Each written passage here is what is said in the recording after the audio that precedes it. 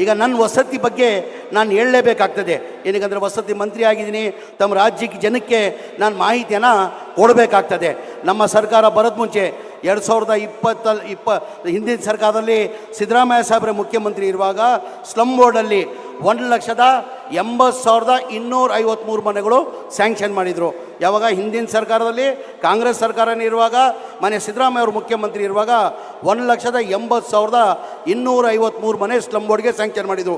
ಅದೇ ಥರ Rajiv Gandhi AHP scheme ಅಂತ ಆಶ್ರಯ ಮನೆಗಳು ಅಂತೀವಿ, ಅದಕ್ಕೆ 47,860 ಮನೆ, ಒಟ್ಟಾಗಿ 2,30,600 ಮನೆ ಹಿಂದಿನ ಸರ್ಕಾರದಲ್ಲಿ ಸಿದ್ದರಾಮಯ್ಯ ಸಾಹೇಬ್ರ ಮುಖ್ಯಮಂತ್ರಿ ಇರುವಾಗ ಆ ಮನೆಗಳು ಸ್ಯಾಂಕ್ಷನ್ ಆಗಿದ್ದು.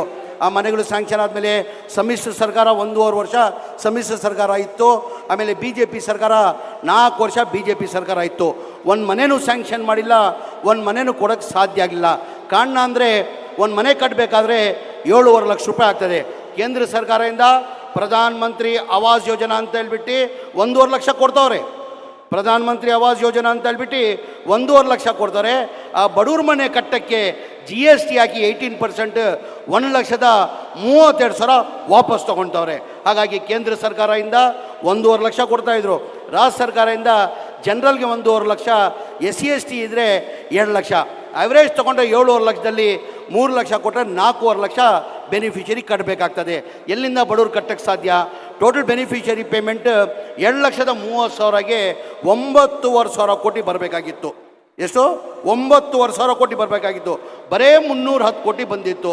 ಯಾರೋ 5,000 ಕೊಟ್ಟವ್ರೆ, ಯಾರೋ 10,000 ಕೊಟ್ಟವ್ರೆ, ಯಾರೋ 15,000 ಕೊಟ್ಟವ್ರೆ. ಆದಮೇಲೆ ಕೊಡೋಕ್ಕೆ ಸಾಧ್ಯ ಆಗಲ್ಲ, ಬಡವ್ರು ಕೊಟ್ಟಿಲ್ಲ, ಜನ ಬೀದಿಯಲ್ಲಿದ್ದರು. ನನ್ನ ಗಮನಕ್ಕೆ ಬಂದಾದಮೇಲೆ ನಾನು ಹೆಂಗಪ್ಪ ಮನೆ ಮುಖ್ಯಮಂತ್ರಿ ಗಮನಕ್ಕೆ ತರೋದಿದ್ದು. ಏನಕ್ಕೆ 9,500 ಈ ಗ್ಯಾರಂಟಿಗಳಿಗೂ 50ಇಂದ 60,000 ಕೋಟಿ ಈ ಗ್ಯಾರಂಟಿಗಳು ಕೊಡೋಕ್ಕಾಗ್ತಾಯಿದೆ. ಇದೆಲ್ಲ ನಾನು ಹೆಂಗೆ 9,500 ಕೋಟಿ ಹೋಗಿ ಕೇಳೋದಂತ ಧೈರ್ಯ ಮಾಡಿ ಮನೆ ಮುಖ್ಯಮಂತ್ರಿಗೆ ಹೇಳಿದೆ. ಸರ್, ಹಿಂದಿನ ಸರ್ಕಾರದಲ್ಲಿ ತಾವೇ ಮುಖ್ಯಮಂತ್ರಿ ಇರುವಾಗ ಈ ಮನೆಗಳು ಸ್ಯಾಂಕ್ಷನ್ ಆಗಿದ್ದು, ಅದಾದಮೇಲೆ ಒಂದು ಮನೆಯೂ ಸ್ಯಾಂಕ್ಷನ್ ಮಾಡಿಲ್ಲ, ಒಂದು ಮನೆಯೂ ಕೊಡೋಕ್ಕೆ ಸಾಧ್ಯ ಆಗಿಲ್ಲ, ಜನ ಬೀದಿಯಲ್ಲಿದ್ದಾರಂತ. ಮನೆ ಮುಖ್ಯಮಂತ್ರಿಗಳು 2-3 ರಿವ್ಯೂ ಮೀಟಿಂಗ್ ಮಾಡಿ ನೀನು ಹೇಳ್ತಾರ ಸತ್ಯ, ಇದು ಬಡವ್ರು ದುಡ್ಡು ಕೊಡೋಕ್ಕೆ ಸಾಧ್ಯ ಆಗಲ್ಲ, ಅದು ಎಷ್ಟನ ಕಷ್ಟ ಆಗಲಿ, ಎಷ್ಟನ ತೊಂದರೆ ಆಗಲಿ, ಆ ದುಡ್ಡನ್ನು ನಾವು ಸರ್ಕಾರ ವತಿಯಿಂದ ಕೊಡ್ತೀವಿ, ನೀನು 2026 ಡಿಸೆಂಬರ್ವರೆಗೂ 2,30,000 ಮನೆಗಳು ಕೊಡಬೇಕಂತ ಹೇಳ್ಬಿಟ್ಟು 2024 ಕ್ಯಾಬಿನೆಟ್ಟಲ್ಲಿ ತಂದು ಅಪ್ರೂವ್ ಮಾಡಿದ್ದಕ್ಕೆ ಹೋದ ವರ್ಷದಲ್ಲಿ 36,789 ಮನೆಗಳು ಕೊಟ್ವಿ.